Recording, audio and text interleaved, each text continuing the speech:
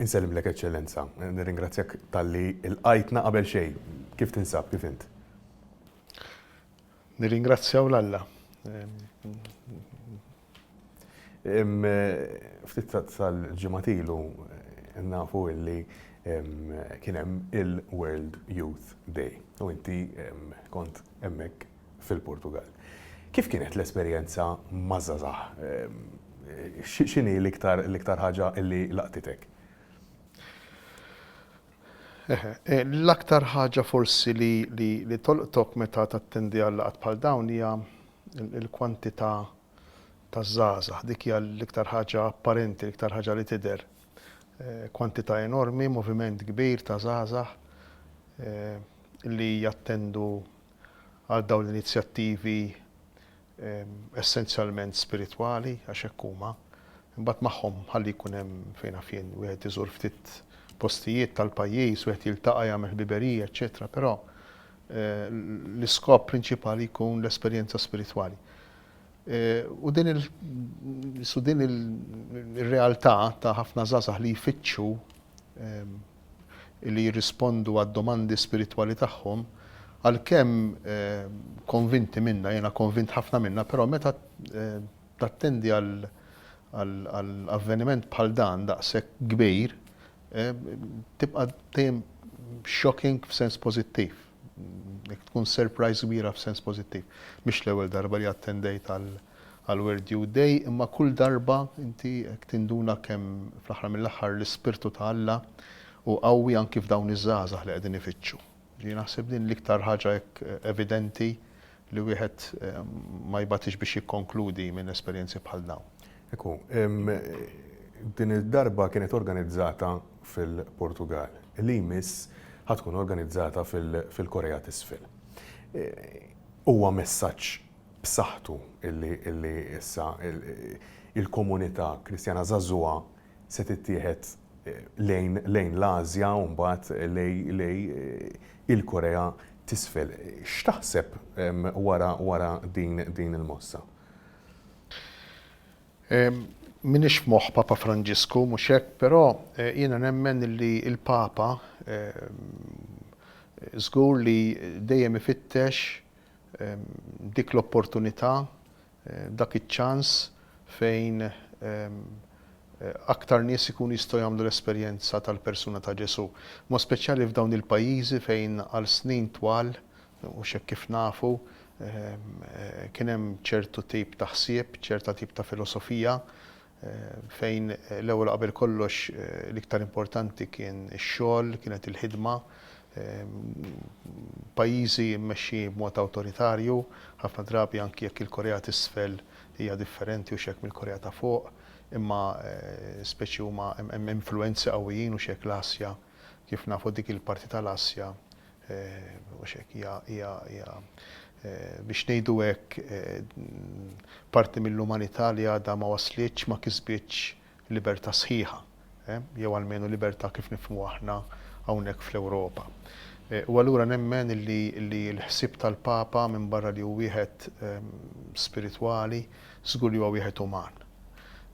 Ukoll inħoss li din l-okkażjoni ta' taħlit bejn iż-żgħażagħ ta' diversi kulturi, ta' diversi ideat, tista' tkun ta' ġid mhux biss għaż-żgħażagħ tal-Korea, imma wkoll għaż-żgħażagħ Ewropej ukoll għalina. Nħoss li aħna mhux biss għandna x'nagħtu, ma għandna wkoll x'nieħdu, għandna wkoll x'nitalmu minn tipi ta' spiritwalità u mit-tipi forsi ta' ħajja illi hemm f'dawk l-ambjenti illi huma ta' kulturi differenti, ma ngħidx totalment imma differenti ħafna minn tagħna. Qabel mal-kontingent telaq lejn il-Portugal, konna l-ajruport u ħadna xi intervisti wkoll ta' xi żgħażagħ. U rajt il-filmati wkoll waqt li kienu l-Portugal. L-iktar ħaġa li laqtitni, ma nafx jekk forsi taqbel miegħi, l-entużjażmu illi kellhom dawn iż-żgħażagħ. Forsi żgħażagħ illi ma jinvolvux daqshekk ruhom għaddilhom l-istess ħsieb tiegħi. Daw għandhom din l-entużjażmu dan l-aċċ biex ifaħru lil Kristu u għandhom dik laqda ta' mħabba bejnietom. Imma il-Knisja, kif iżommu ħajda l-entużjażmu qalb iż-żgħażagħ? X'in ir-riċetta? Jiena naħseb li il-fatt li ż-żgħażagħ kien jidhru daqshekk entużjażmati u kuntenti, naħseb l-ewwel qabel kollox hija tipika taż-żagħżugħ u x'hekk, jiġifieri li jkun kuntent, li jipprova u x'hekk ikun ferħan u jiġib il-ferħ madwaru. Naħseb li hija tipika taż-żagħżugħ u meta sfortunatament ma jaslux għalija bil-mezzi tagħhom allura jfittxu mezzi oħra. Jiena hekk nispjegawhom l-alkohol, id-droga, l-esperjenzi sessuali ta' kull tipo ta' kull fatta, hekk nispjegawhom mhix riċerka profonda ta' spiritwalità. Sintendi meta imbagħad ġifieri jinġabru flimkien żgħażagħ li huma speċi sempliċi għax meta inti tfittex il-ferħ tiegħek u l-ispiritwalità tiegħek bil-mezzi li għandek ma tikkomplikax fejn fien ma tikkomplikax pereżempju bis-sustanzi jew speċi moħħok tipprova ddawru b'xi mod jew bl-alkoħol jew b'xi ħaġa oħra biex ir-realtà ma jarax kif inhi ħalli jaħrab minnha. Tikkomplika ħajtek meta tagħmel hekk. Meta dawn iż-żgħażagħ huma tant sempliċi u allura speċi bid-dwejjaq tagħhom u bl-inkwiet tagħhom u bil-problemi li jħallu d-dar bħal kulħadd. Imma jippruvaw speċi isibu risposti għad-domandi profondi tagħhom mingħajr komplessi u mingħajr komplikazzjonijiet, speċi forsi huma jilqgħu din il-proposta tal-Vanġelu, proposta ta' Ġesu. Jiena naħseb li fis-sempliċità tagħhom dawn iż-żgħażagħ mhux se ngħid ikunu iktar kuntenti għax ma jinħadd biex ngħid ikunu iktar kuntenti, imma ngħid li inqas komplessa, naħseb daw bil-mezzi tagħhom u bil-kapaċitajiet li tawhom Alla u x'hekk Alla mal-att tal-ħolqien meta ħalaqna tagħna l-kapaċità wkoll li ngħixu bit-tranquillità u b'xi mod naffrontaw il-problemi u d-diffikultajiet li jkollna. Anki jekk nifhem li mhux kulħadd ikollu s-saħħa li mentali jew fiżika li jaffrontawhom hija xi ħaġa naturali u normali. Però naħseb li dawn iż-żgħażagħ naħseb bis-sempliċità tagħhom flimkien bl-għajnuna ta' xulxin anki bil-komunjoni għax fl-aħħar mill-aħħar jekk ma tagħtihom xejn liż-żgħażagħ il-fidi tagħtihom sens ta' fraternità. Importanti aħna lina li grupp ta' żgħażagħ ikun flimkien imbagħad ma jiftemux, jiġġieldu jew ma jaħfrux lil xulxin jew jidħlu f'ħafna konflitti mhix kompatibbli u x'hekk mhix ma tifhimiex fi grupp li jkun mal-Knisja għalkemm daw jiġru għax aħna u x'hekk bnedmin, però wieħed jipprova mill-ewwel jirrikonċilja, jipprova jsib mod ta' kif ikun hemm il-maħfra. Jien naħseb li dan kollu jgħin iqawwi l-enerġija, l-entużjażmu taż-żgħażagħ mod speċjali meta jiltaqgħu flimkien u naħseb li dan huwa parti essenzjali minn dak il-ferħ, dak l-entużjażmu li kien jidher. Interessanti għax dawn mbagħad jiġifieri ma kinux holiday fis-sens. Jiġi daw la kellhom fejn jorqdu sewwa, la kellhom fejn jinħasslu sewwa. Ħafna drabi laqas kellhom xi jieklu sewwa, jiġifieri jfittxu l-hawn u l'hemm biex għax dik il-kwantità kollha ta' żgħażagħ kienet kemm kienet tajba l-organizzazzjoni l-Portugal, però s'intendi jiġifieri dan imbagħad iridu adattaw ħafna sitwazzjoni. Fil-fatt sa fejn naf jien ħafna minnhom meta waslu għaw spiċċaw morda bl-influenza, jiġifieri għax ma kienu imma sa frattant jiġifieri minkejja dan kollu kienu tant ferħanin u kuntenti jiġifieri. Ekku, għax fil-verità mbagħad once li jkun hemm laqda ikun hemm anke il-ferħ bejniethom. Għax ma tifhimiex ta' jiġifieri dan l-ispirtu tal-Alla ma tifhmux huwa tal-Alla mhux tal-bniedem, ma tifhmux jiġifieri ma tistax tiggraspja għal kollox. Imma ħaġa tal-ħaġa biġi meta tipprova tfittxu b'sinċerità anki b'diffikultajiet ta' imma jħalli ċerta serenità fik illi ma tantx tista' tispjegahha, ġifieri naħseb illi inti tgħix hawn daqshekk m'għandix spjegazzjoni. Taħseb illi mhux taħseb fil-verità il-Knisja għandha l-obbligu illi tibqa' fresh jgħidu l-Ingliżi biex tattira iktar iż-żgħażagħ illi ovvjament iż-żgħażagħ jinbidlu maż-żminijiet. Il-Knisja f'Malta u Għawdex x'inhi tagħmel biex tibqa' friska? Mela, il-ewwel qabel kollox jien inħoss li dak in-numru ta' 560 żagħżugħ u żagħżugħa minn Malta għawdex, kien hemm ħafna iktar minn Malta milli għawdex. Naħseb illi huwa sinjal li b'xi mod il-Knisja qiegħda f'komunikazzjoni maż-żgħażagħ u dan li jagħmilha ħafna kuraġġ. Issa x'inhi tagħmel? Jiena naħseb illi minn barra il-ħafna saċerdoti u l-ħafna żgħażagħ forsi adulti jew anki koppji miż-żewġa li huma dedikati għaż-żgħażagħ u li jaħdmu għaż-żgħażagħ u li jemmnu fiż-żgħażagħ. Jiena naħseb illi l-Knisja għandha tkun essenzjalment żagħżugħa, ngħid għandha tkun għax inħoss għalmenu nitkellem fuq għawdex, jiġifieri inħoss li qegħdin naħdmu tajjeb, imma nħoss li għandna naħdmu iktar. Inħoss li għandna naħdmu iktar. Jiena naf li l-Kummissjoni żgħażagħ ta' għawdex kif ukoll ta' Malta jistinkaw jaħdmu jagħmlu kull ma jistgħu, però mhux kollox jiddependi minnhom għalfejn ngħid qegħdin jaħdmu tajjeb imma bżonn naħdmu iktar. Għax naħseb li l-Knisja speċi istituzzjonali jisu ħansemmi hekk għalkemm speċi aħna bħala adulti fejn fin jiena m'għadniex żagħżugħ, naħseb li jkollna ftit il-mentalità. L-ewwel wieħed jien qed ngħid għalija ta' u li huwa dawn iż-żgħażagħ qegħdin f'fażi transitorja dawn iridu jikbru u speċi jissu l-entużjażmu, l-fervur, jissu l-ideat u forsi r-ribelljoni u jgħaddulhom, da jgħaddilhom għax issa mbagħad jikbru jgħaddilhom. U naħseb dik hija impostazzjoni żbaljata u mod żbaljat ta' kif inħares lejn iż-żgħażagħ. Għalhekk allura kultant ngħid isma' ngħid aħna rridu nagħmlu iktar wisa, ngħid għalija jien, pereżempju sejna responsabbli kemm qed nagħmel wisa għas-saċerdoti żgħażagħ pereżempju. Ħanibda mis-saċerdoti li għandi ħdejja, kemm nagħtihom lok, kemm nisma' l-idejat tagħhom, kemm qisu din il-mentalità speċi qisu li aħna l-maturi l-adulti, qisu inħossa li kultant inkonxjament aktar milli konxjament qisu tirkibna ftit u ma nagħtix ħanitkellem fuqi. Ma nagħtix wisa biżejjed għal dan l-element żagħżugħ fil-Knisja, ġifieri naħseb. Inħoss li għandi inkun iktar hemm. Imbagħad inħoss li hemm xogħol kbir li jrid isir minn kulħadd ta' mhux mill-Knisja biss, imma mod speċjali aħna ma' dawk iż-żgħażagħ li jippruvaw isibu soluzzjoni għall mistoqsijiet tagħhom, risposta għall mistoqsijiet tagħhom. Mhux fl-ambjent jew mhux bil-mod ġust, mhux bil-mod it-tajjeb. Jien nemmen illi kull żagħżugħ ġewwa fih, ġifri jumejn ilu għamilna l-festa ta' Sant Wistin, 28.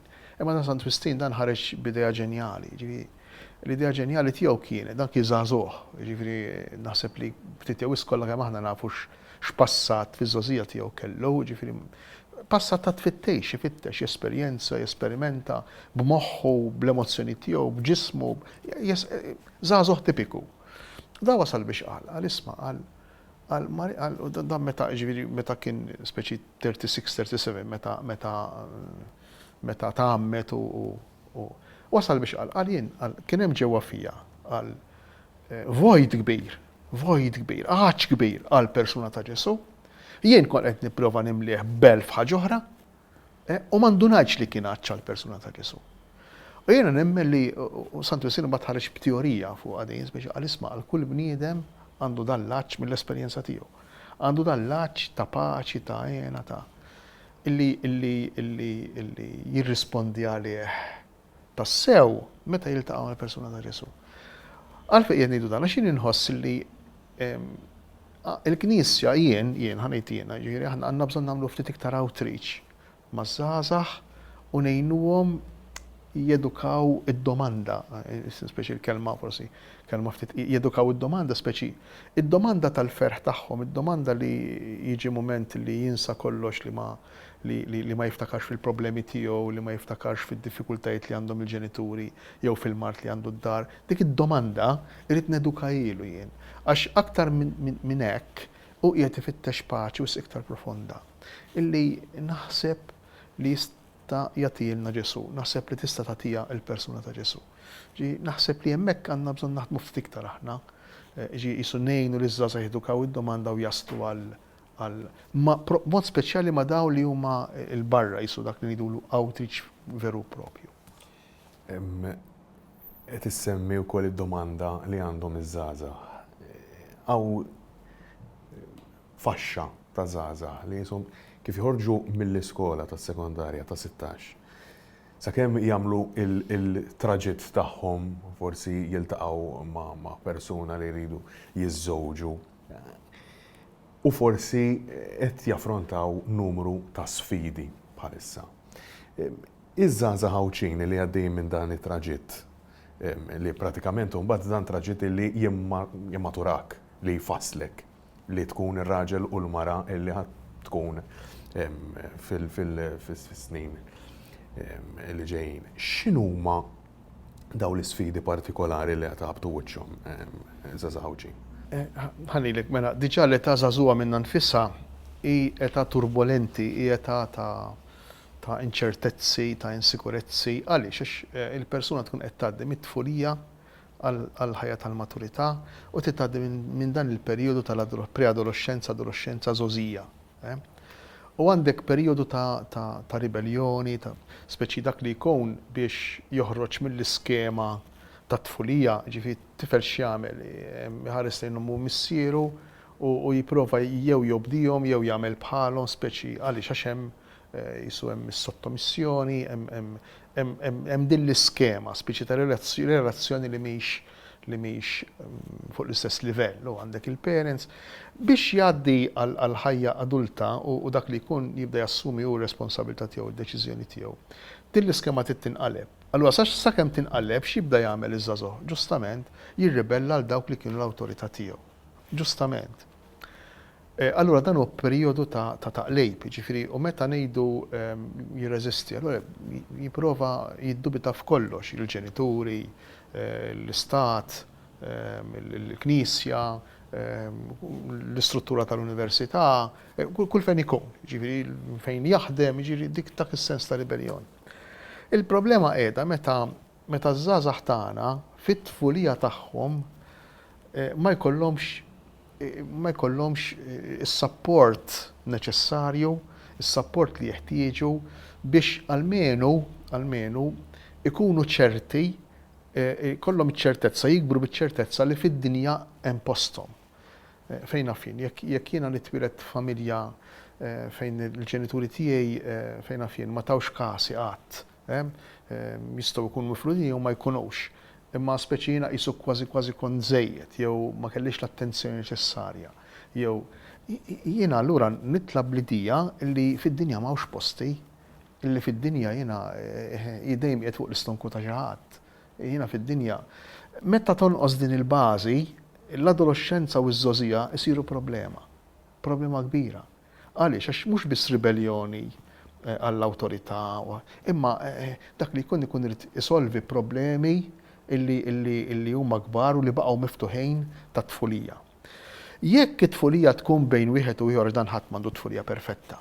Imma jekk it-tfulija tkun bejn wieħed u ieħor ġifieri l-bżonnijiet neċessarji jkunu xi ftit jew moqdija. Meta jgħaddi dak il-perjodu ta' ribellioni, dak li huwa importanti, dak li jkun jidħol fil-ħajja adulta b'mod tranquill, b'mod seren u isib postu fis-soċjetà. Issa, l-isfidi taż-żgħażagħ allura il-mistoqsija li staqsejtni jien. L-isfidi taż-żgħażagħ fl-età tagħhom taż-żożija jiddependu ħafna dawn l-isfidi mhux biss minn dak li jiltaqgħu jew barra, imma wkoll mit-tip ta' struttura, mit-tip ta' idea li għandhom tagħhom infushom u tad-dinja li jkunu kisbu mill-familja fejn ikunu trabbew u kibru. Persuna li tkun ċerta fejn fien li hija maħbuba għax kellha l-parents tagħha xi ftit jew issabithom kull meta kellha bżonn. Għadin m'għandix għalfejn toqgħod tiġri u tixtri l-imħabba ma' dak ma' dik jew mal ieħor u tbih lilha nfisha l-ewwel m'għandix bżonn. Għax ċerta hemm il-żmien tar-ribellioni imma persuna oħra miskina li ma sabietx din iċ-ċertezza. Allura fil-ħajja taż-żożija meta għandha l-istrumenti kollha tal-adulti issa tipprova bil-mod kif taf u bil-mod kif jidrilha issib iċ-ċertezzi, forsi ċertezzi li suppost diġà solviet fl-età infantili, allura dak li jkun jgħid isma' jekk fejna fin, jekk jien ma ħassejtniex ċert fil-ħajja tiegħi ta' tifel allura meta niltaqa' mad-diffikultajiet ta' żożija, imbagħad bil-fors ma nkunx kapaċi naffaċċja l-problemi u ngħid isma' irid nagħmel xi ħaġa f'moħħi biex ma jaħsibx.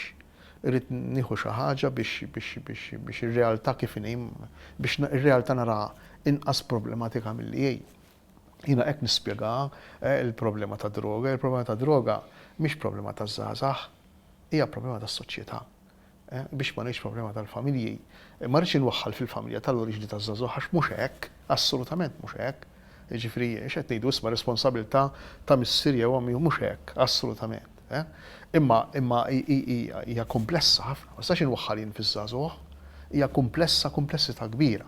Soċjetà, familji, hemm ħafna diffikultajiet. U jiena għalhekk inħoss il-bżonn li qisu aħna l-adulti u x'hekk nagħtu ħafna każ ta' dawn il-faxex illi huma xi ftit jew fraġli fis-soċjetà. Ġifieri għandek iż-żożija, l-adolescenza, iż-żożija, għandek it-tfulija tfalu, ġifieri u għandek l-anzjani, ġifieri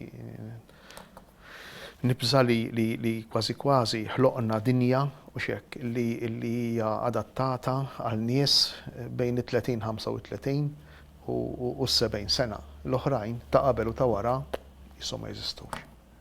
Biex ma nżommokx l-aħħar domanda biex nagħmlu 360 degrees. Tajjeb illi ngħidu wkoll illi hawn żgħażagħ illi mhumiex sempliċi tfal imma hawn żgħażagħ illi għandhom it-tfal huma u forsi it-toqol tal-ħajja jħossuha l-isfidi jħossuhom. L-istess entużjażmu illi semmejna ftit qabel li kien hemm fl-ajruport dik l-għada hawn min iħossu waħdu. Ma naħsibx li hemm għalfejn jiġi World Youth Day biex isibha. Assolutament. Fejn jista' jsibha? Jiena ngħid żewġ affarijiet, il-bniedem għandu bżonn żewġ affarijiet importanti, għandu bżonn illi isib lilu nnifsu. Importanti, ġifieri li jkollna l-kapaċità li nieqfu u nirriflettu. Psikjatra Amerikan Menninger kien jgħid illi kieku n-nies jieqfu 10 minuti kuljum jirriflettu, kieku 2/3 ta' dawk li jieħdu il-mediċina għad-depression jew għal marti ieħor mentali, 2/3 kieku dawk ma jieħduhomx. Interessanti din ġifieri. Interessanti dan Menninger. Allura il-bniedem għandu bżonn jaqaf u jirriflettu jaħseb iktar u jkun ftit f'kuntatt miegħu nnifsu. Però mhix biżżejjed dejn, ġifieri għax din u jekk bniedem huwa waħdu diffiċli anke biex jagħmilha dejn, speċi iktar jinżel l-isfel. Imma hemm bżonn ukoll tal-grupp, tal-komunjoni, mod speċjali fi żmienna. Qed ngħixu fi żmien ta' fejn kulħadd jaħseb ħafna lih innifsu, forsi anki l-istess pandemija ġabitna hekk. Imma għandna bżonn insibu ftit iktar lil xulxejn, għandna bżonn insibu fiktar relazzjonijiet ta' bejnietna. U inħoss li l-Knisja hawnhekk għandha u tista' tagħmel ħafna, ġifieri li toħloq realtajiet, toħloq okkażjonijiet fejn in-nies ikunu jistgħu jiltaqgħu. Xi drabi anke sempliċement fuq livell soċjali, fuq livell uman. Jekk ma fihom xejn tajjeb il-festi, fihom ħafna tajjeb. Imma fihom dan l-aspett hekk, ġifieri ta' soċjalizzazzjoni ta' illi sfortunatament illum qed isir dejjem iktar rari. Allura inħoss li fl-aħħar mill-aħħar is-soċjalizzazzjoni bil-kliem tal-Vanġelu hi il-komunjoni, il-fraternità li jitlob Ġesu minn dan jaraf kulħadd li intom dixxipli tiegħi minn kemm tħobbu lil xulxin mill-imħabba ta' bejnietkom. Jiena nħoss li mod speċjali min iħossu waħdu għandu jagħmel ftit dan l-isforz għax jista' jkun li dak li jkun jgħid inħossni waħdi għax ħadd ma jagħti kasi, għax ħadd ma jfittixni, u tista' tkun verità din. Però hija ħafna reċiproka, jiġifieri jien jekk inħossni waħdi u ngħid ħadd ma jfittixni u ħadd imma jien qiegħed nagħmel xi ħaġa biex infittex lil xi ħadd, jien qiegħed nagħmel xi ħaġa biex nissapporti ftit il dik il-persuna u dik l-oħra li ma naqbilx f'kollox magħha. Jien qiegħed nipprova għax trid tkun reċiproka il-ħaġa. U nħoss li l-Knisja hawnhekk tista' tgħin kemm fir-riflessjoni u fli nagħmlu verità ma' nfusna u kemm ukoll fil-komunjoni fl-aċċettazzjoni ta' xulxin. Grazzi ħafna tal-ħin tiegħek, Eċċellenza. Grazzi lilkom, grazzi nawguralkom.